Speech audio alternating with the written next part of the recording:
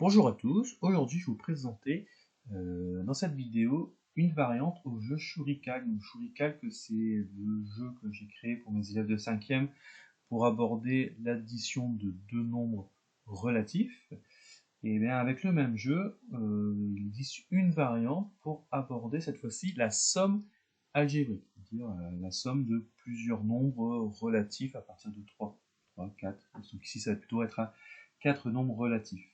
Alors, on utilise exactement le même jeu, c'est juste la mise en place qui est différente. Donc, je vais vous l'expliquer cette mise en place.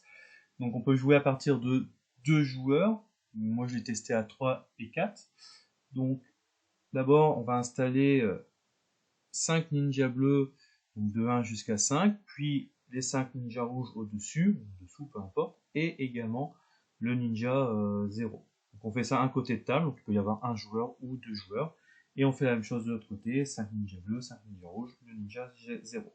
Chaque élève prend un jeton, shuriken, qu'il garde en main, c'est avec ça qu'on va jouer. Donc le principe est quasiment le même qu'à deux nombres relatifs. Il faut en fait trouver la valeur de la combinaison, sauf qu'au lieu de trouver la combinaison de 2 cartes, on va trouver la combinaison de 4 cartes. Donc si vous avez bien mis en place comme ceci, il devrait vous rester 5 cartes bleues, que l'on va mélanger. Et il doit vous rester 5 cartes rouges également mélangées. Donc ça fait 2 pioches. Donc première manche, on lance, on retourne une bleue, une rouge, une bleue et une rouge. Et donc là la partie est lancée. Les élèves doivent combiner les 4 cartes en respectant la règle de la version à deux nombres, c'est-à-dire un ninja bleu et un ninja rouge s'éliminent entre eux.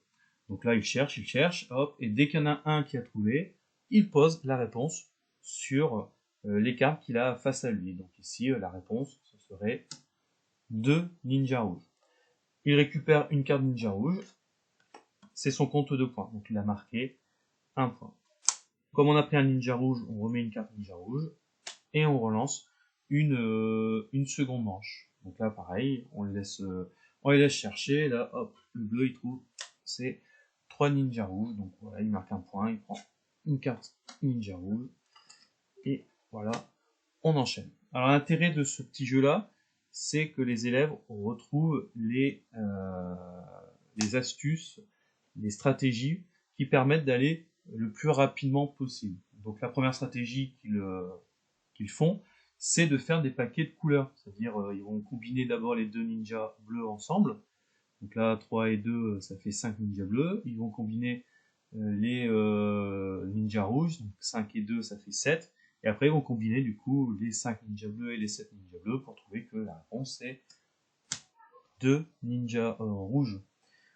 Ça, c'est la première chose qu'ils identifient. La seconde chose qu'ils identifient également, c'est qu'on peut combiner également dès le départ deux cartes ninja de couleurs différentes, à condition que ça soit la même valeur, ce qui représente en fait les nombres opposés. Donc cette stratégie, il la retrouve assez facilement aussi quand il joue à ce petit jeu-là. Donc voilà la petite variante qui permet d'aborder la somme algébrique. Alors si il arrive que la combinaison des 4 cartes ne donne pas une des valeurs qui est ici, on pose le premier qui pose sur une des deux pioches, on vérifie que effectivement il n'y avait pas de réponse, et il remporte un point, il prend une carte au hasard, hop, il prend une carte bleue par exemple, et on remet une carte bleue et on enchaîne ainsi de suite jusqu'à temps que les deux pioches soient vidées. Ce qui va assez rapidement, ce qui permet de relancer une deuxième, troisième partie assez rapidement. Donc voilà tout ce que j'ai à dire sur la variante de Shurikalk, la variante pour faire la somme algébrique. J'espère que cette vidéo vous a intéressé.